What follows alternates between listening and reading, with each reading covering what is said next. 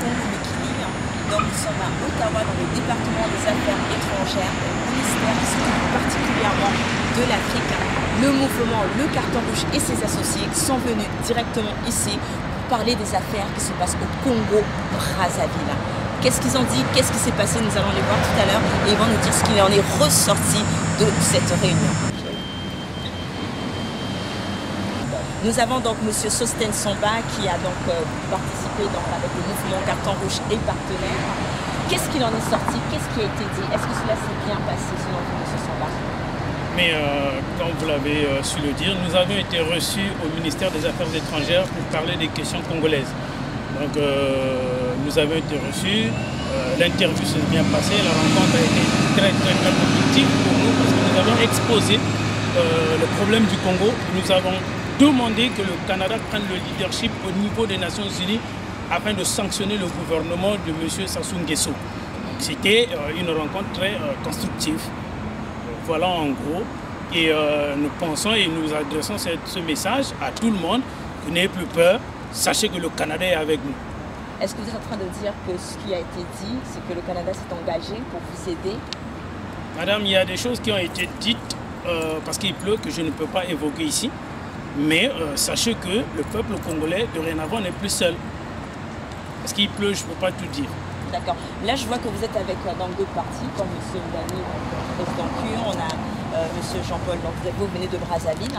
Est-ce que vous pouvez dire que maintenant, le Congo, au niveau de l'opposition, on commence à avoir une unité?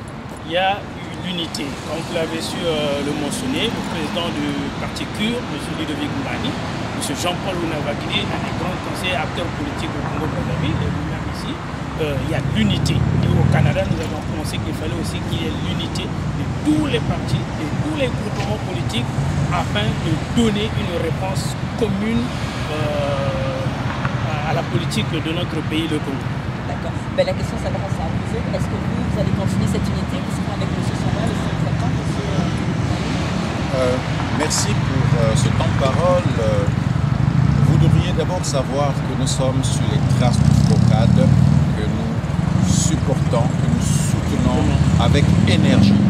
Ce que le FROCAD a réussi à réaliser au Congo, non pas à Sébiti, mais à Brazzaville, c'est quelque chose de fondamental. Le gouvernement, notant que lui a interdit les symboles de l'État. Mais c'est qui l'État au Congo? Je me pose des questions. Est-ce que le FROCAD ne fait pas partie de cet État? Ou est-ce l'État, c'est seulement le président de la République? Alors, il convient de noter que, encore une fois, j'insiste, je ne sais pas, je ne parlerai pas pour les autres, mais nous ne sommes pas des opposants, mais nous sommes des opposés. Nous nous opposons au système qui gangrène le pouvoir politique au Congo-Brazzaville. Nous nous opposons à ce que ce soit le président de la République ou toute organisation quelconque, de changer la constitution de la République. Nous venons d'interpeller l'opinion internationale à travers le ministère des Affaires étrangères du Canada, où nous avons rencontré les représentants qui traitent les affaires liées à l'Afrique centrale, notamment du Congo-Brazzaville. Les conclusions de ces assises en ce moment sont en pleine étude. Certainement que nous ne les rendrons pas publiques, mais nous serons informés en temps et lieu de la décision du Canada qui n'a pas été sourd à nos appels. J'aimerais informer à l'opposition congolaise, se trouvant actuellement au Congo, qu'elle ne devait pas avoir peur. À tous les leaders de l'opposition au Congo, à toute la jeunesse congolaise, dans quelle région que ce soit, qui ne doit pas avoir peur, parce que là nous avions un très grand soutien. Le problème du Congo a été exposé au niveau du ministère des Affaires étrangères canadiennes, et nous avions donné nos propositions. Donc il y aura des sanctions qui vont être données à tous les dignitaires du pouvoir, et c'est très sérieux. Donc nous pensons que l'opposition congolaise aujourd'hui doit comprendre qu'il y a un mécanisme qui est mis en place pour pouvoir donner la force qu'elle voulait.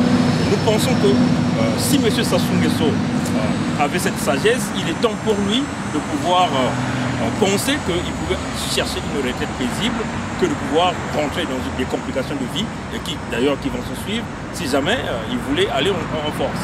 Moi je me réjouis parce que d'abord je dis merci aux frères qui sont levés aujourd'hui pour barrer la route à Sassou Nguesso qui veut changer la constitution pour Congo-Brazzaville.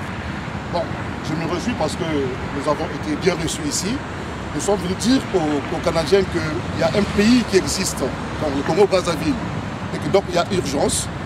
Et ce qui ressort ici, justement, comme a dit le frère, on ne peut pas le dire, parce que c'est tellement important que je demande maintenant aux opposants au Congo-Brazzaville de rester soudés.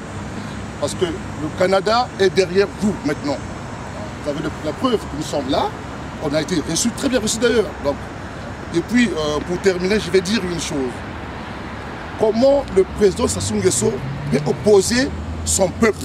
Je sais qu'il a un clan avec lui, mais sachez que l'opinion publique a toujours raison. Donc je pense que tôt ou tard, donc, la raison va triompher.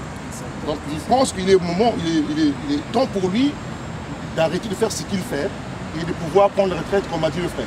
Exactement, c'est à l'unanimité. Et donc nous voulons aussi lancer un appel à ces opposants-là qui sont à Brazzaville, en France, que le 5 septembre, nous allons vous attendre au Congrès de Montréal, 12-12 rue Pané.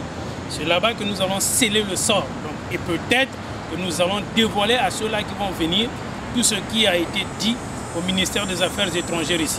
À l'opposition, comme l'a su souligner le président Ludovic Mbani-Dicko, M. Jean-Paul Wonabakidi, n'ayez plus peur, parce que nous savons que M. Denis Sassou Nguesso va lancer un référendum. Et ça va être la ligne rouge à ne pas affronter. Il ne doit pas affranchir cette ligne rouge-là. Il y aura un soulèvement populaire, nous le savons. Et déjà là, nous demandons à l'opposition d'organiser déjà ce soulèvement populaire-là. Restez groupés, juste 24 heures, le pouvoir de Sassou Nguesso va tomber. Alors, voilà, vous devez être soudés, hein, soyez soudés les gars, organisez cette désobéissance civile, que les gens sortent en masse parce que ça sera le point déclencheur de la chute de Sassou Nguesso et son régime. Et Monsieur Justice a quelque chose à dire? En fait, moi mon message est très simple. C'est à tous ces jeunes Congolais qui se trouvent à Congo-Brazzaville. Il faudrait savoir que nous qui sommes à l'étranger, qui œuvrons ou bien qui nous opposons sur Facebook, sur YouTube, nous ne sommes pas juste une opposition virtuelle. Okay? Donc c'est juste pour vous le dire. Ce n'est pas parce que nous sommes à l'extérieur du Congo que nous ne portons pas le Congo à cœur. Ce que nous venons de faire, nous avons fait des sacrifices. Personne d'entre nous est de Montréal, d'Ottawa. Donc nous avons voyagé des kilomètres pour pouvoir faire quelque chose. Donc nous vous soutenons. Vous avez des moyens de pression que vous faites au Congo. Nous aussi, avec les moyens que nous avons, nous les utilisons pour pouvoir faire, en fait, mettre la main dans la pâte. C'est-à-dire que nous avons le même combat. Donc, ceux qui vont nous voir sur YouTube ou bien sur Facebook, avant de nous critiquer, avant de dire que vous êtes loin du Congo, à quoi vous servez? Nous servons en fait à quelque chose. Nous avons le même combat. Un jour, nous allons nous tenir tous ensemble et nous allons tous crier victoire et nous allons tous crier en fait paix, liberté, fraternité.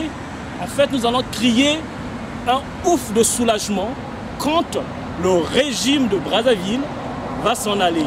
Quand, en fait, une fois de plus, le Congo savourera, peut-être pour ceux qui sont plus jeunes, qui sont nés après 97, n'ont pas connu cette période de 92 à 87, ce que la vraie démocratie, ce que la liberté d'expression a comme fruit. Donc pour nous qui avons vécu cela, on va revivre cela. Et pour vous, enfin, nos plus jeunes frères, qui vous battez pour cette excellence-là, vous allez vivre cela. On va vivre le tout ensemble. Donc, s'il vous plaît, respectons-nous, soutenons-nous. Nous avons tous le même combat. Ça, c'était mon message en fait pour vous qui nous suivez en ce moment. Oui, en effet, comme a dit M. Justus, nous avons souvent été critiqués négativement, que nous ne faisons rien. Aujourd'hui, moi, personnellement, Mon nom est Ludovic Mbani, je suis le président de CUR. Dans mes sombres rêves, je ne m'attendais pas un jour à me retrouver aux côtés de M. Jean-Paul Unapakidi, M. Sasten Samba, M. Bongi et M. Saya, et vous-même les caméramans et Mme Gomez, ici, au siège au ministère des Affaires étrangères pour discuter des affaires du Congo. Nous ne sommes pas nécessairement des amis, mais nous sommes des frères. Nous sommes liés pour un seul combat.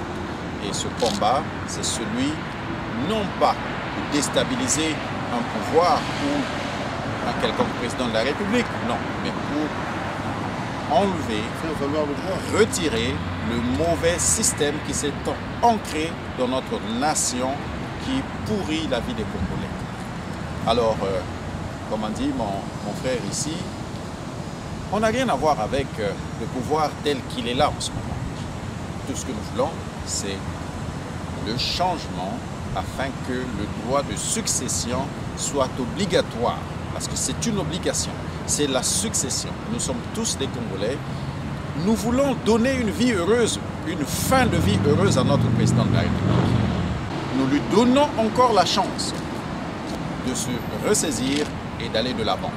Nous ne l'accusons de rien pour l'instant parce qu'il n'a pas encore prononcé le mot référendum. Car si jamais il le fait, eh ben, j'aime beaucoup sa phrase quand il dit « Celui ou quiconque qui osera braver la loi rencontrera l'autorité, comment il dit cette phrase, indéfectible de l'État ». C'est ça, hein? Il dit même que non, mais il faut que les démocrates, une fois que ça arrive, il faut que les démocrates se lèvent et disent non. En témoin la communauté internationale. En effet. Alors donc c'est cela. Alors je vais laisser l'initiateur de ce projet terminer. Merci beaucoup. Merci beaucoup. En conclusion, nous allons dire à tous les opposants, au peuple congolais, de ne pas avoir peur. De ne pas avoir peur. Le Canada est avec vous. Levez-vous. Le 5 septembre, nous vous attendons ici au Canada, à Montréal, 12 rue Panet, pour sceller le sort de la République du Congo. Tenez ferme, juste 24 heures debout, le pouvoir va tomber. Merci. Merci. Donc, c'était Génération Afrique en association avec Congo Mikili et Elia Gomez Niali. Merci, au revoir.